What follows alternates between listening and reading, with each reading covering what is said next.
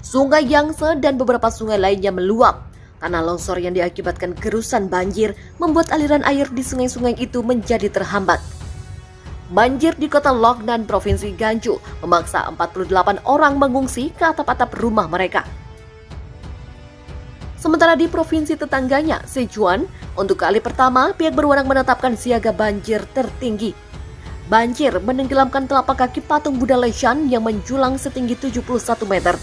Padahal patung itu sendiri biasanya terletak beberapa meter di atas ketinggian normal permukaan air sungai di hadapannya. Komisi Sumber Daya Air Sungai Yangtze di Provinsi Hubei memperingatkan bendungan Tiga Ngarai yang menjadi lokasi proyek pembangkit listrik tenaga air terbesar di dunia akan mendapat aliran air terbanyak dalam sejarah 14 tahun berdirinya. Sementara itu, badai Hegos diperkirakan akan menghantam wilayah pantai selatan Cina. Pihak berwenang mulai Selasa malam menghentikan layanan feri antara Provinsi Guangdong dan Pulau Hainan. Banjir telah mengakibatkan lebih dari 200 orang tewas atau hilang di Cina pada tahun ini dan diperkirakan menimbulkan kerugian senilai 25 miliar dolar. Pejabat cuaca Cina mengatakan kenaikan suhu telah meningkatkan kemungkinan hujan lebat di seluruh dunia. Dampaknya bencana banjir di Cina kemungkinan akan semakin buruk di tahun mendatang. Peristiwa ekstrim seperti suhu tinggi dan curah hujan deras telah meningkat dan tingkat resiko iklim di Cina juga meningkat. Demikian kata Wakil Direktur Pusat Iklim Nasional Chao Qingjian. Chao menjelaskan suhu dan curah hujan yang lebih tinggi membuat sumber daya air Cina lebih rentan. Dia memperingatkan bahwa cuaca ekstrim juga merupakan ancaman yang lebih besar bagi pembangunan ekonomi.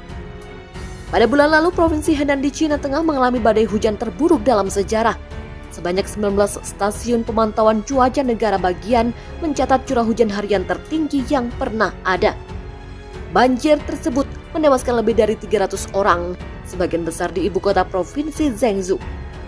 Lebih dari 80.000 orang telah dievakuasi karena hujan lebat dan banjir di Provinsi Sichuan, Cina Barat Daya.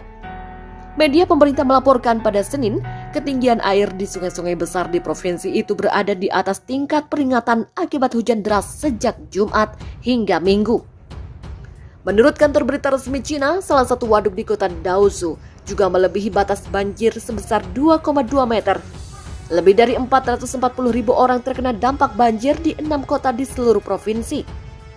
Sementara China Central Television atau CCTV pada Sabtu melaporkan, hujan lebat telah menyebabkan kerugian ekonomi senilai 250 juta yuan atau 38,57 juta dolar Amerika Serikat di Sichuan.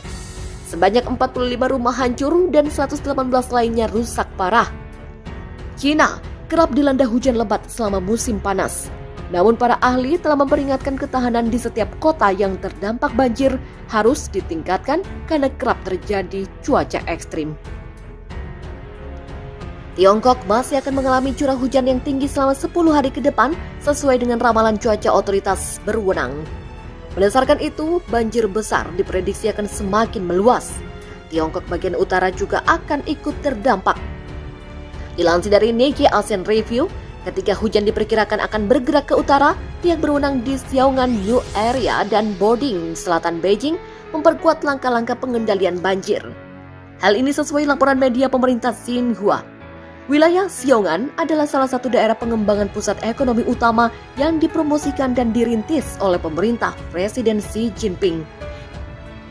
Wilayah ini juga merupakan lokasi Bandara Internasional Daxing, gerbang wisata terbaru Beijing.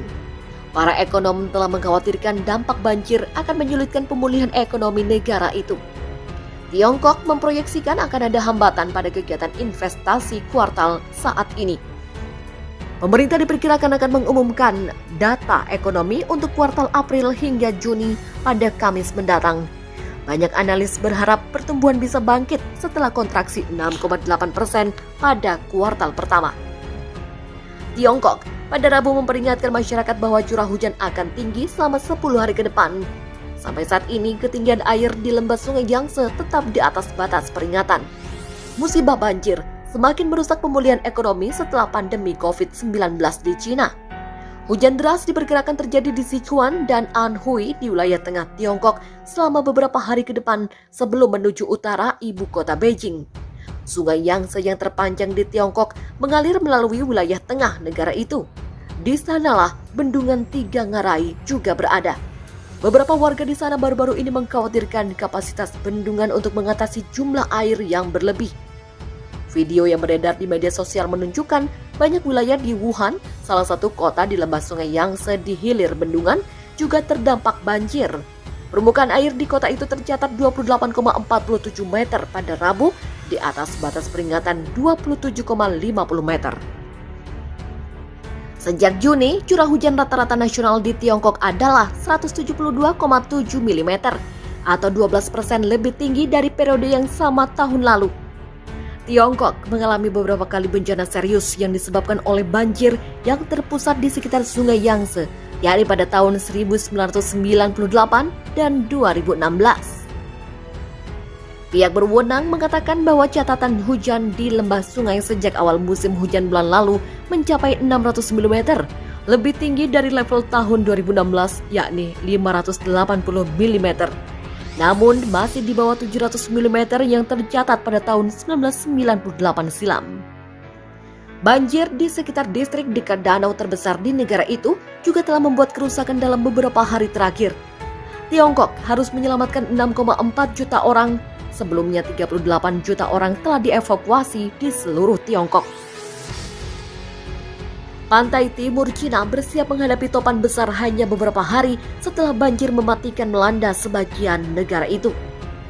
Peramal cuaca memperkirakan topan Infa mendarat di dekat Shanghai pada Minggu. Layanan penerbangan dan kereta telah dihentikan sementara masyarakat telah dihimbau untuk tetap tinggal di rumah sepanjang peringatan bahaya topan Infa.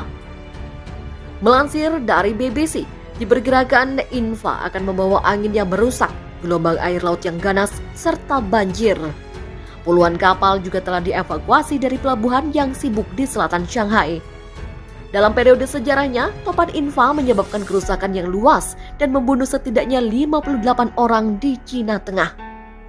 Sementara itu, tim tanggap darurat masih bekerja sepanjang waktu untuk menyelamatkan para orang yang bertahan hidup dari bencana banjir dan memberikan bantuan kepada puluhan juta orang. Topan Infa dapat mengakibatkan hujan lebih deras ke wilayah yang dilanda bencana banjir saat ini dalam beberapa hari mendatang. Para pejabat khawatir hal itu dapat menghambat upaya penyelamatan dan pemulihan.